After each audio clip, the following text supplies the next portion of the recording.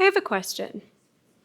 Are you part of the roughly 40% of Americans who think that pornography is morally acceptable? Or part of the nearly 60% who think it's unacceptable? How about capital punishment? Are you part of the half of US adults who support the death penalty as policy? Or the half who doesn't? And how about abortion? I'm sure no one has strong opinions on that one. Now here's a tough question. How would you respond to someone who holds the opposite opinion from your own on one of those issues?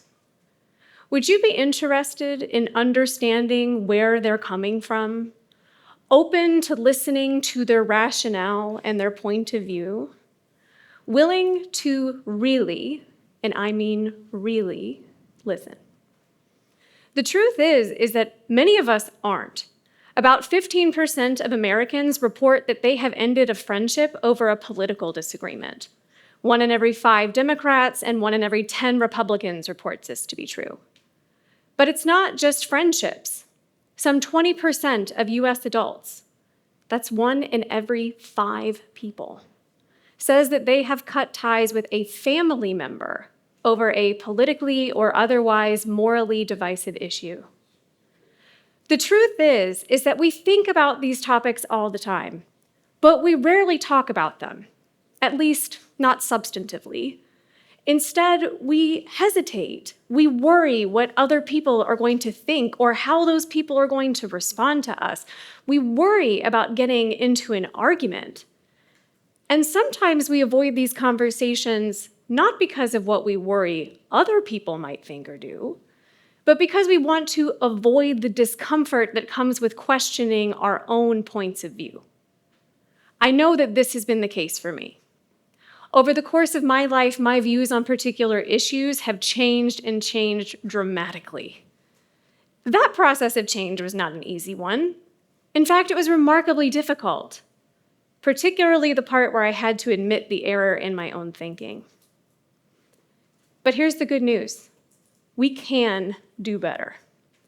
I'm an economist and a professor, and every semester I work with my students to unpack tough, complicated issues. Capital punishment, abortion, surrogacy, drug policy, the buying and selling of human organs, and more.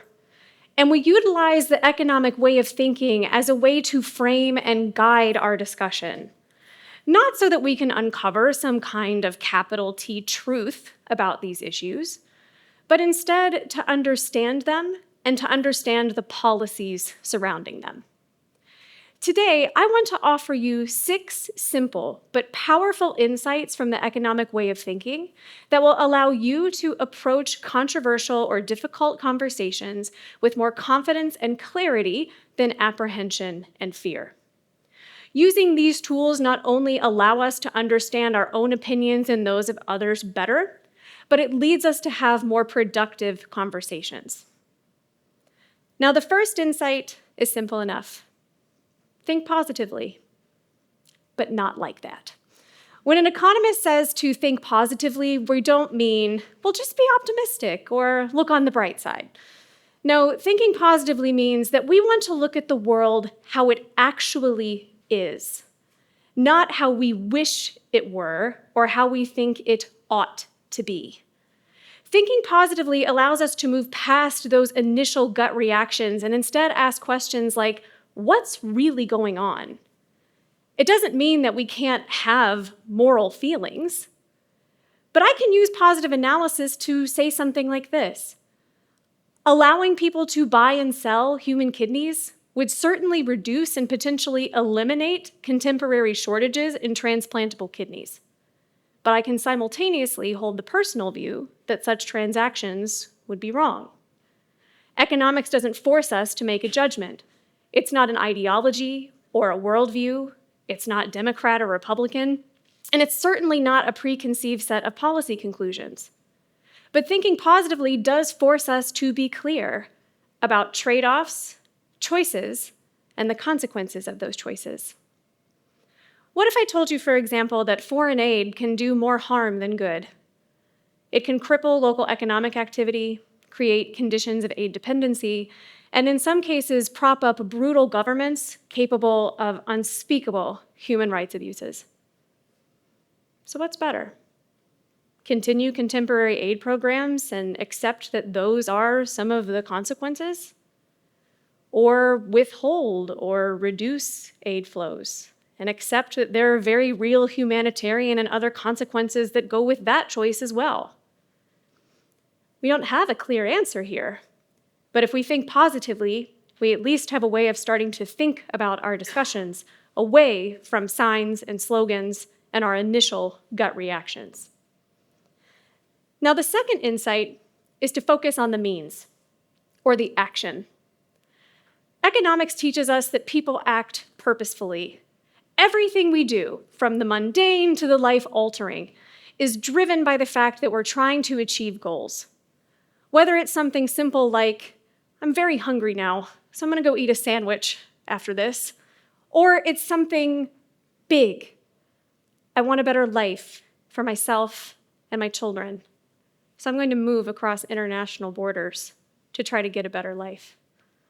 The choices that we make are driven by the goals that we want to achieve. In economics, we focus on the action, or the means that people take to try to achieve a goal, instead of the goal itself. Instead of asking questions like, why does someone hold the goal that they do? Or why does someone believe what they believe? Instead, we ask questions like, given the goal, do the actions support the achievement of that goal? If the goal, for instance, is to reduce drug overdoses, is criminalizing drug policy the most effective way? If the goal is to reduce teenage pregnancies, is abstinence-only education the most effective means? Focusing on the means, again, shifts the way that we approach debate or discussion, away from questions about moral intention and toward discussions about what works and what actually doesn't. And focusing on the means can also lead us to surprising areas of agreement. And this brings us to our third insight, to look for shared ends. Now, I know we just said that we were focusing on the actions, but if you have enough conversations with people about tough issues, you'll notice something. We often want very similar things: healthy kids, safe communities, access to and affordable healthcare and education. Where we often disagree is about how to get there, not about where we're trying to go. Think about how a difficult conversation changes when we shift our perspective from one of, you're wrong and I'm right, instead to one of, you and I want very similar things, but I think that there's a different way. This invites collaboration as opposed to conflict. If you and I are debating about drug policy, we may have very different feelings about whether or not drug use is moral or immoral. But if our shared common goal is to reduce drug overdoses, our personal feelings about drug use and its morality are fundamentally irrelevant for the discussion. Instead, the question is, what works and what doesn't? By looking for shared ends, we can start our conversations from a place of commonality. How do we get where we're trying to go? It can make others more open to hearing our perspectives and make us more open too. Now, this fourth insight can maybe seem insignificant, but it's incredibly important. And that is, I want to do something called thinking on the margin, or think small. Most of the choices that we make in our life are not all or nothing. When I sit down at my birthday dinner and there's a cake in front of me, the choice before me is not, am I going to eat no cake or the entire cake? The question is, do I want one more piece? When we're at work, the question is not, am I going to work today or am I not? It's, am I going to type for 15 more minutes? Or am I going to close my laptop now and go home? Those are examples of marginal choices, making small decisions about the next unit of something. And we can apply this idea of marginal thinking to conversations too. Just like people don't tend to make a lot of all or nothing decisions, people's opinions don't tend to flip on and off like a light switch. If you're debating with someone you disagree with about abortion or the death penalty, it's highly unlikely that mid-conversation, one of you is going to throw your hands up from the table and say, "Well, you've completely changed my mind." So what if instead of thinking about an intellectual victory as a complete 180, we instead think about it marginally? What is one fact, one idea that the other person or yourself could take away that would bring them one step closer toward clarity, deeper thinking, or understanding an alternative point of view? Small steps aren't just important, they're critical. Small steps, even though they seem small in the moment, can have profoundly large consequences. Now, this fifth insight might make you uncomfortable, because that is, some questions don't have clean answers. I know, I similarly hate ambiguity. We want things to be clear. This is right, this is wrong.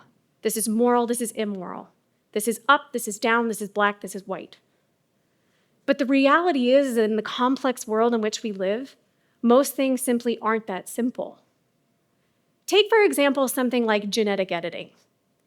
Today, advances in assisted reproductive technology means that couples can genetically screen embryos for life-limiting diseases like Tay-Sachs disease and cystic fibrosis. Tomorrow, this technology could be used to select for traits like hair and eye color, height, and intelligence. This technology also has the potential to eliminate things like dwarfism or Down syndrome. What are the benefits and cost of genetic editing? For therapeutic purposes? What about for human enhancement? And what do we do about the fact that different countries have radically different ethical standards when it comes to medical research? We don't have a clear answer here. This question, like many others, is far from black and white. It's shades upon shades upon shades of gray. But gray doesn't mean that we're paralyzed. If we start from a positive analysis, how things are, if we look for shared goals and we focus on the actions and if those actions are achieving those goals, and understand that small steps are nevertheless incredibly impactful and meaningful, then we at least have a way to frame and start these difficult but critically important discussions. Now, I regret to inform you that if you didn't like the fifth insight, you're probably going to like this last one even less. Because the last insight is that you might be wrong. And that's okay. But let's think about it for a second. Capital punishment, abortion, drug policy, buying and selling human kidneys, gene editing, the list goes on and on and on. What do you think the chances are that you, or I, or anyone else has the quote-unquote exactly right take on every single one of these issues? I don't know about you, but I do not like my odds. But economics is ultimately a humbling science. Our goal is not to control people, not to manipulate them as though they were pieces on a chessboard, but instead is intended to get us to understand our fellow human beings and ourselves and the institutional environments in which they act. Sometimes things that we thought were just plain obvious or clearly true turn out to be anything but. Someone presents us with new data, or they bring a different way of thinking about a topic that forces us to stop and reassess what it is that we thought we knew. This doesn't mean that our prior selves were immoral or stupid. It just means that we were wrong. And as I tell my students, there's certainly worse things to be than wrong. And if we're not wrong at least some of the time, we're not asking ourselves more complicated enough questions. So whether it's something like capital punishment or abortion or genetic editing, we don't have to end friendships or cut ties with family members. And we certainly don't have to shy away from these conversations. We just need a better way of talking about and thinking about these issues. And perhaps surprisingly, economics gives us away. So try it out. Practice positive thinking in everyday life. When you hear something with which you disagree, resist that immediate urge to start arguing about morals, and instead ask, what is actually going on? Understand or focus on the means. Are the actions, are the policies being undertaken effective at achieving the goal or not? Look for common ground, even with people with whom you vehemently disagree, because you may find that under the surface, you want things that are very similar. Accept that small changes are significant and meaningful. What is one fact, one idea that could move someone, maybe even yourself, one step closer toward clarity? And importantly, audit your own beliefs. Question yourself as intensively as you would question someone else. Why do I believe what I believe? What evidence would I need to change my mind? Be your own biggest critic and accept that we might be wrong. At the end of the day, the economic way of thinking is not going to answer those big, ultimate moral questions. But it does give us a way to start thinking about and talking about these issues in a way that will not only allow these conversations to be less scary, but in a way that invites us to understand the points of view of ourselves as well as our fellow human beings. Thank you.